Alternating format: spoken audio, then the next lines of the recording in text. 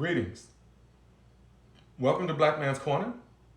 I'm Joey, and we're gonna, in this video, finish what we were talking about in part one around the future of majority-minority in America.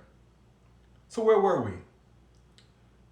The prequel, part one, to this sequel, part two, ended with me emphasizing that since biracial children don't have a choice about their birth, that is all the more reason for them to exercise their right to use their voice throughout their time on Earth, not waiting until they one day may be prominent in the futuristic majority-minority the Atlantic article articulated. If not, who would speak for them in this racist society? Politically, no one has yet explicitly. Ironically, a diversity director, in response to my question about her college's racial demographic, once told me that her college was 15% Black, 12% Latinx, and the rest American. Since when were other racial minorities no longer Americans? I didn't dare ask her about the biracial population because her answer would have possibly terrified me. The Atlantic article also mentioned that discussions of minorities becoming the majority in the future only pitted whites versus non-whites in what appears to be a zero-sum game wherein no one really wins. Nonetheless, atop the future racial hierarchy, as American society continues to evolve racially, supposedly will be people categorized as biracial. Now, beyond actually categorizing people, is it just more existential pondering about an often referred to black and white world where few are naturally inclined to appreciate gray? Or should we interpret the biracial community as one of the racial groups best predisposed towards balanced outcomes in terms of racial policies and positioning?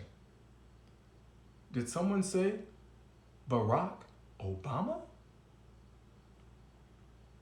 Listen, Aristotle's virtue ethics can be applied to biracial considerations, wherein the mean between the extremes is the ideal position to be in, with the extremes of excess and deficiency being more easily attainable but far less virtuous. Just as courage lies between a deficiency of courage, which is cowardice, and an excess of courage, which is recklessness, a biracial person unfortunately must exist between two races that society doesn't accept openly or equally.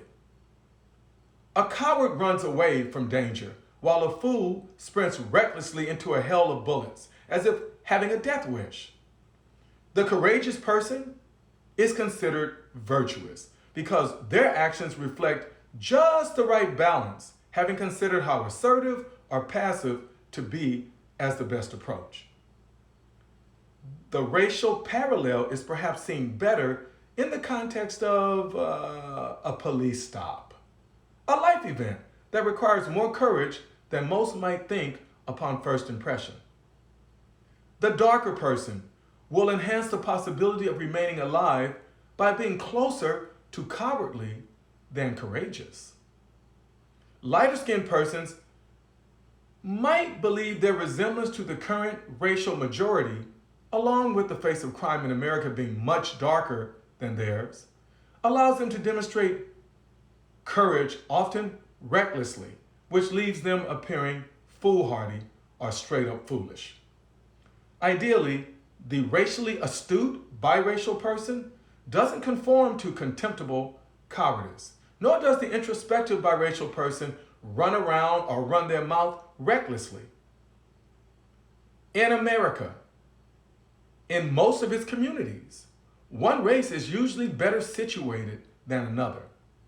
So white, as the current dominant race, mixing with someone black will have that child privileged proportionately to the lightness of the color of their skin, or how close they can come to passing, to the extent of overvaluing themselves just because they are, wait for it, light, bright, and damn near white. Darker biracial people are hesitant deficient if not cowardly about asserting themselves in certain societal contexts because they lack the security of white skin privilege. Just because they are, wait for it, as a fact, undeniably black, so why not attack?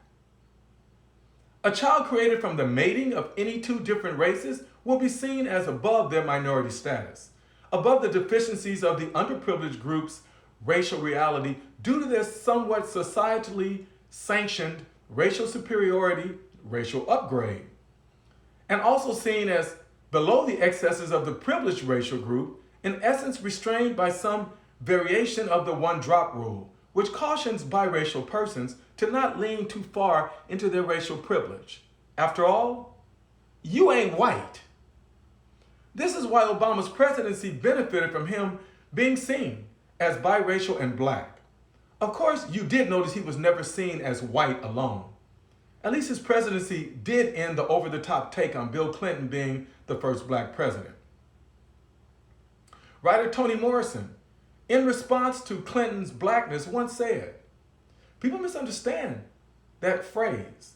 I was deploring the way in which President Clinton was being treated vis-a-vis the sex scandal that was surrounding him.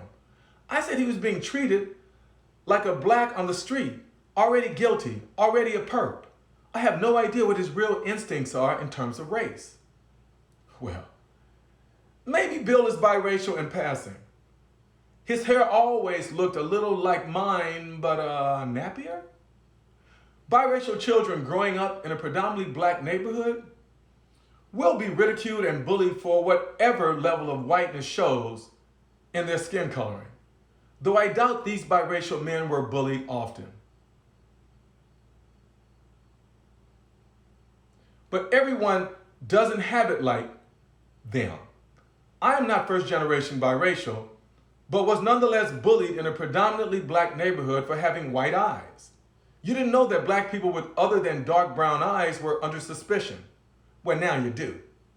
Conversely, biracial children growing up in a predominantly white neighborhood will be ridiculed and bullied for whatever level of darkness shows in their skin coloring.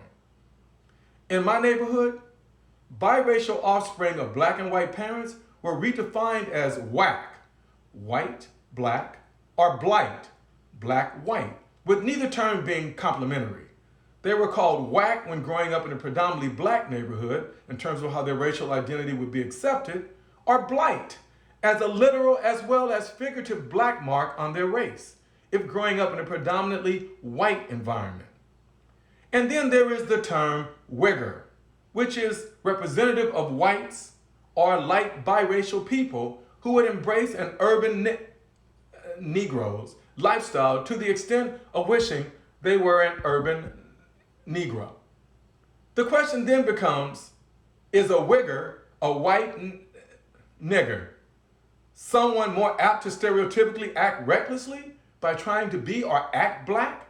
Not satisfied with just passing, but instead someone blindly craving blackness, clueless about the struggles of real blacks who live each day with the conflict of double consciousness, being the racial other instead of their sister or brother, and as a result, trying to be white to achieve the American dream, while still holding on to their otherness, even though that otherness fast tracks them towards the American nightmare of non-whiteness. This positions wiggers too as leaders within the futuristic majority minority. So while Alicia Keys, Colin Kaepernick, Zendaya, Tiger Woods, Halle Berry, Drake, Jordan Peele, Lenny Kravitz, Dwayne "The Rock" Johnson, Kamala, and Barack are all biracial, none of them fits the description of wigger or postures as if they would welcome that designation.